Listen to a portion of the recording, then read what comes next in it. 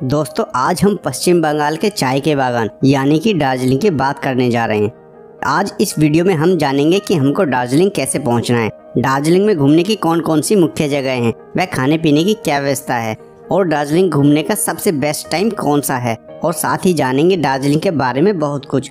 तो बने रहिए हमारे साथ वीडियो के अंत तक और ऐसे ही वीडियोस देखने के लिए चैनल को सब्सक्राइब जरूर करें।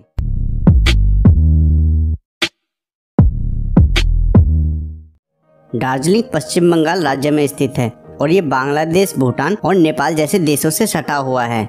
दोस्तों दार्जिलिंग ब्रिटिशियर्स के समय से ही बहुत फेमस हिल स्टेशन रहा है। दार्जिलिंग अपनी दो चीजों के कारण भारत का सबसे फेमस टूरिस्ट प्लेस है। एक तो विश्व की सबसे ऊंची चोटी कही जाने वाली कंचनजंगा व्यू के लिए और दूसरा यहाँ के चाय के बागान के लिए।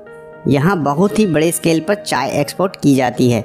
इसके अलावा यह अपनी खूबसूरती के कारण टूरिस्टों को अपनी ओर आकर्षित भी करता है। सबसे पहले बात करते हैं कि आप दार्जिलिंग कैसे पहुंच सकते हैं। अगर ट्रेन से यात्रा की बात करें तो यहाँ का nearest railway station new Jalpaiguri है।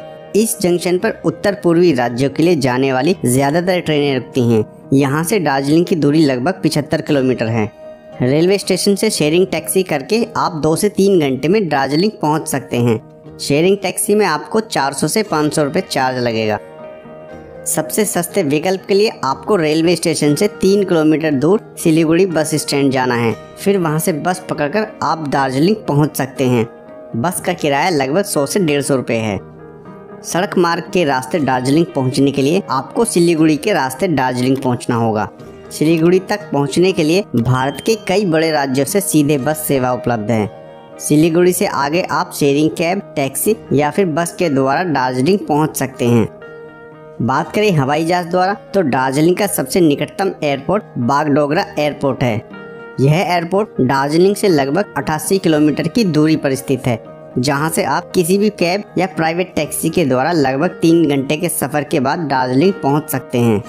इसके अलावा एक चौथा ऑप्शन भी है जो कि है हिमालयन रेलवे, मतलब कि toy train. But toy train से दार्जिलिंग जाने में आपको 7.5 घंटे से ज्यादा का वक्त लग जाएगा और टॉय ट्रेन आपको न्यू जलपाईगुड़ी स्टेशन के पास सुबह 10 बजे मिलेगी, जो कि दार्जिलिंग शाम 5:30 बजे तक पहुंचाएगी। इतने लंबे सफर में आपको दार्जिलिंग की बहुत सारी खूबसूरत प्लेसेस देखने को मिल जाएंगी। बात की जाए इसकी टिकट की तो आप इसे ऑनलाइन IRCTC की वेबसाइट से बुक कर सकते हैं। इसके अलावा आपको वहां काउंटर भी मिल जाएंगे जहां से आप टिकट बुक कर सकते हैं। बट मोस्टली ये ट्रेन फुल रहती है, तो आपको काउंटर टिकट मिलने के चांस बहुत कम हैं।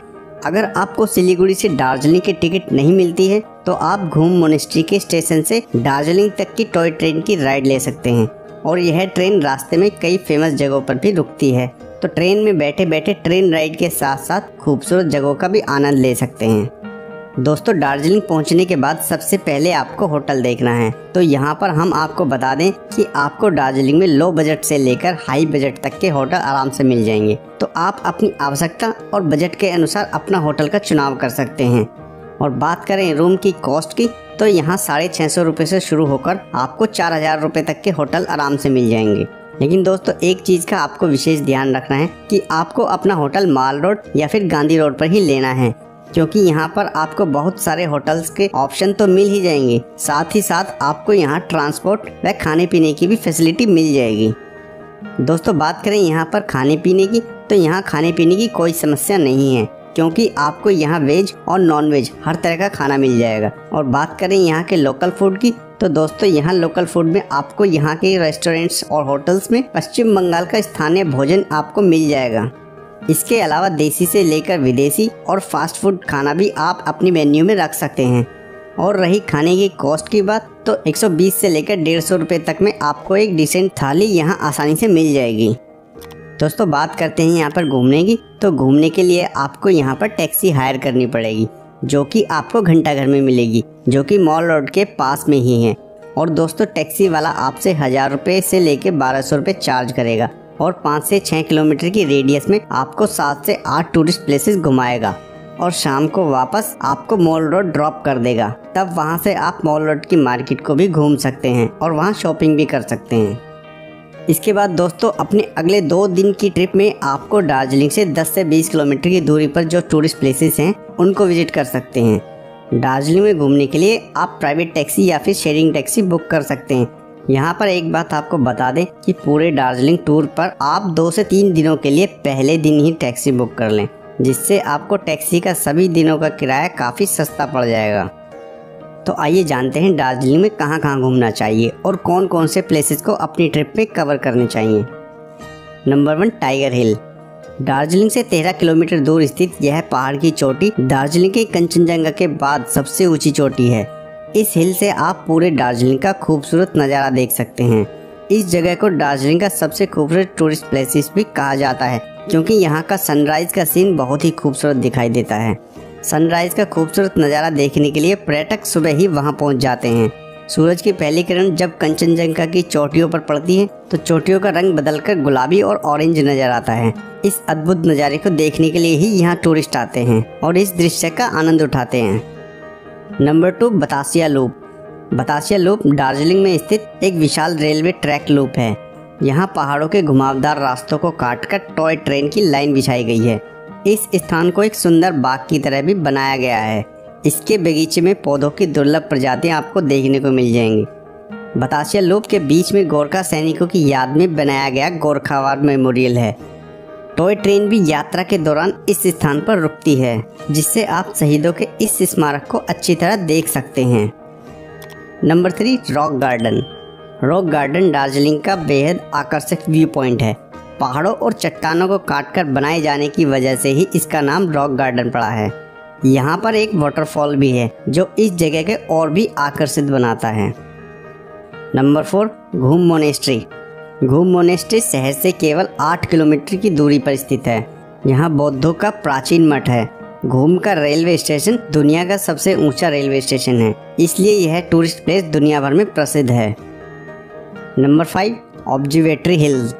दार्जिलिंग की मशहूर ऑब्जर्वेटरी हिल मॉल रोड के पास ही स्थित है। यह स्थान तिब्बती स्मारक और महाकाल मंदिर के लिए प्रसिद्ध है, तो अपने दार्जिलिंग के ट्रिप में इस स्थान को शामिल करना बिल्कुल ना भूलें। Number 6, Japanese temple. दार्जिलिंग शहर से लगभग 10 किलोमीटर की दूरी पर स्थित यह जापानीज टेम्पल बेहद खूबसूरत बौद्ध मंदिर और मठ है। यह मंदिर जापानीज मंदिरों के तरह सफ़ेद पत्थर और गोलाकार आकृति में बनवाया गया है। Number 7, Darjeeling ropeway. दार्जिलिंग में रोपवे दुनिया भर में प्रसिद्ध है। दार्जिलिंग आने वाले पर्यटक रोपवे की यात्रा का आनंद जरूर लेते हैं। रोपवे पर यात्रा करने वाले सैलानी यहाँ पर मौजूद चाय के बागानों, हरी भरी पहाड़ियों और खूबसूरत वाटरफॉल का लुत्फ उठाते हैं। Number 8, happy T valley. Darjeeling आए और चाय के बागान नहीं देखे तो कुछ नहीं देगा। दार्जिलिंग अपनी स्वादिष्ट चाय के लिए दुनिया भर में प्रसिद्ध है। इनमें सबसे प्रसिद्ध चाय बागान हैप्पी टी वैली है। दार्जिलिंग के लगभग 80% हिस्से पर चाय की खेती होती है। यहाँ पर लोकल गाइड्स भी मौजूद हैं जो यहाँ आने वाले टूरिस्टों को जानकारी प्रदान करते हैं। इन सब के अलावा दार्जिलिंग में और भी बहुत सी फेमस टूरिस्ट प्लेसेस हैं जहाँ आप घूम सकते हैं, जैसे mall road, Singalila national park, Teesta और रेजेंट रिवर राफ्टिंग, दार्जिलिंग का wild life zoological park, Nightingale park और विक्टोरिया वाटरफॉल आदि। अब जानते हैं दार्जिलिंग जाने का बेस्ट टाइम कौन सा है। दार्जिलिंग घूमने का सबसे अच्छा समय अप्रैल से जून के महीनों के बीच होता है। इस दौरान जब देश के अन्य भागों में खूब गर्मी पड़ती है, तब दार्जिलिंग का तापमान 14 से 18 डिग्री सेल्सियस के बीच होता है। इस दौरान यहाँ भारी संख्या में पर्यटक आते हैं। लेकिन यदि आप और भी ज़्यादा ठंड का लुत्फ उठाना चाहते हैं तो नवंबर से दिसंबर के बीच यहाँ आ सकते हैं। लेकिन मानसून के दौरान यहाँ पर भारी वर्षा होती है और लैंडस्लाइड भी होता है, इसलिए इस दौरान पर्यटक यहाँ कम आते हैं। तो दोस्तों, ये थी दार्जिलिंग के बारे में पूरी जानकारी। उम्मीद है वीडियो आपको पसंद आई होगी। अगर पसंद आई तो वीडियो को लाइक, कमेंट, शेयर करने के साथ साथ चैनल को सब्सक्राइब भी करें।